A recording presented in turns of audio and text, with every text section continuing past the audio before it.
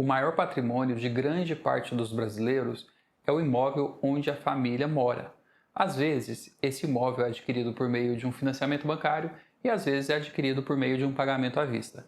Nesse vídeo, eu vou passar com você por todas as etapas necessárias para fazer a aquisição de um imóvel com segurança jurídica. E para esse vídeo aqui, eu vou assumir que você já escolheu o imóvel que você quer adquirir. Pode ser um lote, pode ser uma casa, pode ser uma sala comercial, pode ser uma fazenda, pode ser uma chácara. Esse procedimento que eu vou descrever nesse vídeo vale para qualquer tipo de imóvel. Ele pode ser urbano ou pode ser rural. Certidão de matrícula. O primeiro passo para adquirir um imóvel é solicitar uma certidão de matrícula ou certidão de inteiro teor no cartório de registro de imóveis. Vamos lá entender o que isso significa. Existe um tipo de cartório chamado CRI, Cartório de Registro de Imóveis. Esse cartório registra todo o histórico dos imóveis daquela circunscrição ou daquela região. Então, em cidades grandes, é comum você ter vários cartórios desse tipo cuidando de cada região da cidade. E em cidades menores, existe somente um cartório de registro de imóveis. Cada imóvel tem a sua matrícula. E nessa matrícula fica registrado tudo o que aconteceu naquele imóvel. O histórico de proprietários, o histórico de transações, se esse imóvel foi dado como garantia de algum tipo de crédito, se existe algum impedimento judicial nesse imóvel, tudo fica registrado nessa matrícula. E para a gente ter acesso ao que está nessa matrícula, nós temos que solicitar uma certidão de matrícula. E aí essa certidão vai nos mostrar todas essas movimentações por ordem de data. E a certidão de matrícula é um documento público. Qualquer pessoa pode solicitar uma certidão de qualquer imóvel, basta pagar a taxa do cartório. Então, para a gente ficar sabendo quem é o real proprietário do imóvel e se esse imóvel está de fato desembaraçado, o único caminho é solicitar uma certidão de matrícula. Contrato de compra e venda. Esse é o documento que você assina com o vendedor do imóvel. E a minha principal recomendação aqui é só assinar o contrato de compra e venda depois que você solicitar e analisar a certidão de matrícula. E essa minha próxima recomendação parece óbvia, mas eu vou explicar aqui. A única pessoa que pode vender o imóvel é o proprietário do imóvel que está registrado lá na certidão de matrícula.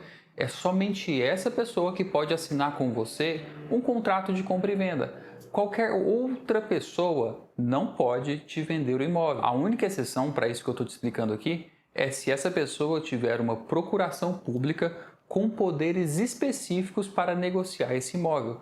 Senão, qualquer outra pessoa não tem direito de assinar um contrato de compra e venda de um imóvel que não é seu. E esse contrato de compra e venda é um documento relativamente simples. Ele tem a função de descrever tudo o que vai acontecer nessa transação imobiliária. Então pode ser, por exemplo, que você esteja adquirindo um apartamento na planta, que ainda será edificado. Então, você vai pagar uma entrada de tantos R$ 1.000 e lá na frente, quando for o momento da entrega das chaves, você vai entrar com financiamento imobiliário. Então, tudo isso precisa estar descrito nesse documento. Em alguns casos, essa etapa pode ser dispensada se você for fazer um pagamento à vista. Daí você combina com o vendedor que você fará o pagamento integral lá no cartório quando você for assinar a escritura pública de compra e venda. Terceiro passo, escritura pública. Somente o contrato de compra e venda não é suficiente para concluir essa transação imobiliária. No Brasil, existe uma regra que todo negócio imobiliário com valor superior a 30 salários mínimos precisa ter uma escritura pública. Então, por causa desse valor de 30 salários, acaba que a maioria dos negócios imobiliários precisa obrigatoriamente de uma escritura pública. A escritura pública é um documento preparado por um oficial do cartório de notas. Esse é um tipo de cartório diferente daquele cartório de registro de imóveis.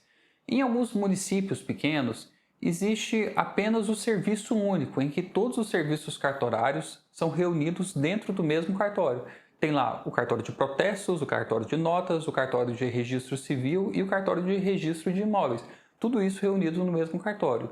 Mas em cidades maiores é comum estar dividido essas várias funções em vários cartórios. E ao contrário do cartório de registro de imóveis, você pode ir em qualquer cartório de notas fazer uma escritura pública. Pode ser em outro município e pode ser em outro estado. qualquer cartório de notas pode te atender. E como o próprio nome já diz, a escritura pública é um documento público. Ele dá caráter público para essa transação imobiliária que você está fazendo. Então, qualquer pessoa pode solicitar uma cópia de qualquer escritura pública. Basta pagar a taxa do cartório. Existe aqui uma importante exceção sobre a necessidade de uma escritura pública. Se o negócio imobiliário que você está fazendo está sendo feito por meio de um financiamento bancário, o próprio contrato de financiamento do banco já serve como escritura pública. No caso de você estar adquirindo um imóvel por meio de um financiamento bancário, não existe a necessidade de você assinar uma escritura pública.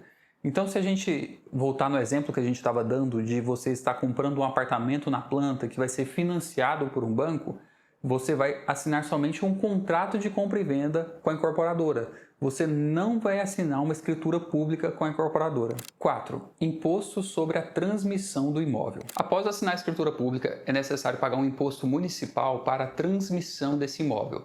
A alíquota desse imposto varia de cidade para cidade, mas geralmente fica na casa dos 2%. Às vezes um pouco menos e às vezes um pouco mais. Quem define isso é a Prefeitura Municipal. E aqui existe um detalhe interessante. Pode ser que você esteja adquirindo esse imóvel por um valor inferior à avaliação da Prefeitura, que é o valor venal. A Prefeitura faz uma avaliação dos imóveis para calcular os impostos, o IPTU e esse imposto de transmissão. E se a sua transação imobiliária estiver sendo feita por um valor inferior a essa avaliação da Prefeitura, o valor venal, mesmo assim você vai ter que pagar o imposto sobre o valor da avaliação deles. E aí, ao solicitar esse imposto, a Prefeitura também vai atualizar o cadastro imobiliário, alterando a titularidade do imóvel. A partir desse momento, o IPTU vai ser cobrado no seu nome e não no nome do proprietário anterior. Registro da escritura pública. Agora que você já pagou o imposto sobre a transmissão do imóvel, você precisa registrar essa escritura. Somente assinar uma escritura pública lá no cartório de notas não vai te transformar no proprietário desse imóvel.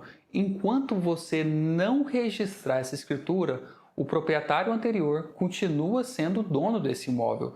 Essa propriedade não foi transmitida para o seu nome.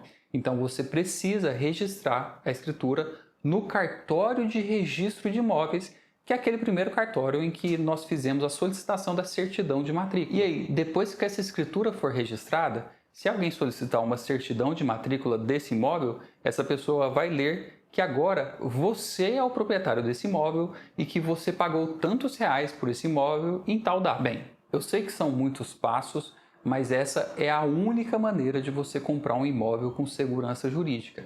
Você precisa passar por todas essas etapas e eu espero que você faça um excelente negócio.